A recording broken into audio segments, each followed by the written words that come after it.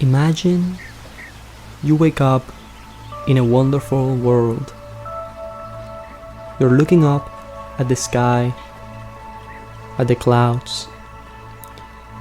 Everything on this world looks perfect.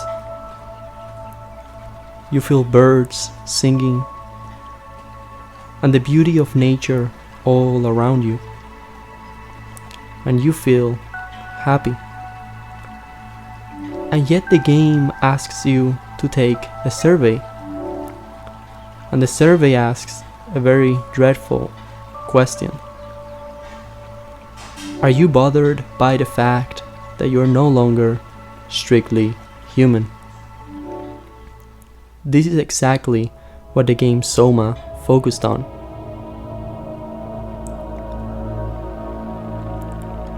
As humanity faces the apocalypse, the last surviving humans manage to perform brain scans on each other and upload their minds to a digital reality they call the Ark. This is one of the main topics I will be discussing about in my research: games and the post-human experience. For those unfamiliar, post-human, taken by its literal definition, refers to a person or entity that exists in a state beyond being human. In my research, I will be focusing on how games can enhance the post-human experience, and how they also provide a way to surpass death. Now for my research question: how does SOMA and similar themed video games portray posthumanism and the potential for a digital afterlife through their narrative and gameplay? I was highly interested in pursuing this question from the start when I finished playing SOMA. From the beginning of the course, all the talk about mind uploading and the possibility for a digital afterlife truly intrigued me. And as a CS major, I find that truly fascinating to ponder about. Needless to say, games are incredibly popular, going from open world games like GTA 5 to games that have a more linear storyline like visual novels. But people often overlook how impactful a game can actually be. In order to understand how reaching the post-human is possible, is if we look at games as a deep psychological experience between the player and the game world. For these reasons, I believe my research is significant if we are to examine games as the closest we can get to post-humanism. Other authors, of course, have touched on this dilemma. Examples are Leonardo Marcato and Evangelista Mariano. Marcato, in his essay of Humans and Posthuman, Video Games and the Future of the Human, argues that there is a certain category of gaming where exploration and immersion in the game create a connection between the player and the game's world, between human and environment. He says when a game starts, players immediately see a relation established between themselves and the game's programming through the avatar of the game, immersing themselves in the world. Similarly, Mariano, in his essay The Effect of Video Games on Positive and Negative Cognitions, focused on the cognitive and behavioral effects violent and pro-social video games have in our life after we've played them for a while. They conducted an experiment in which they had some groups playing violent video games and others playing non-violent or pro-social video games. After their research, they expressed, these results show that continuously playing a pro-social game does not increase the incidence of positive cognitions.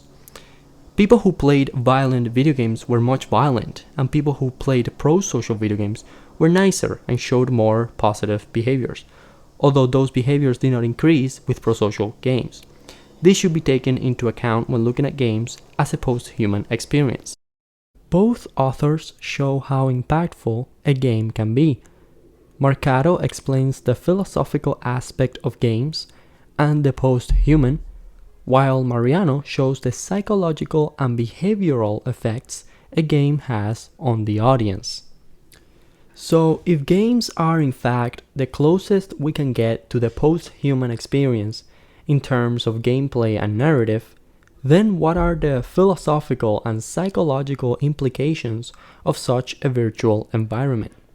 How can mind uploading be paradise or hell? I took the task recently of playing multiple categories of games that deal with living in a virtual or digital world, or that have a narrative relating to that topic. I took notes on this, and this is what I found. The first game I want to talk about is Doki Doki Literature Club. Released back in 2017 by indie developer Dan Salvato, the game seems to be a cliché, boring visual novel with nothing interesting to talk about. However, as you progress through the story, one of the main heroines becomes aware that she is trapped in this visual novel. She then gains access to the game's code and starts tweaking it, deteriorating the mental health of all other three girls. But what I want to point out is that Monica, the girl aware she is in a game, laughs about it and makes really disturbing jokes as the girls slowly lose their sanity. She makes fun of them because to her, the world lost all meaning. She writes a poem in-game expressing her loss of touch with that reality. In her poem, she writes an endless cacophony of meaningless noise. Similarly, we can see a not so direct connection with GTA 5. The GTA saga has been known for its violent storylines and gruesome gameplay that allow the players to kill as many simulated people as they want. However, just like Monica, many players don't feel remorse or guilt at laughing at the horrible things the NPCs have to endure. Oftentimes, it's almost okay to be cruel because that world isn't real anyway.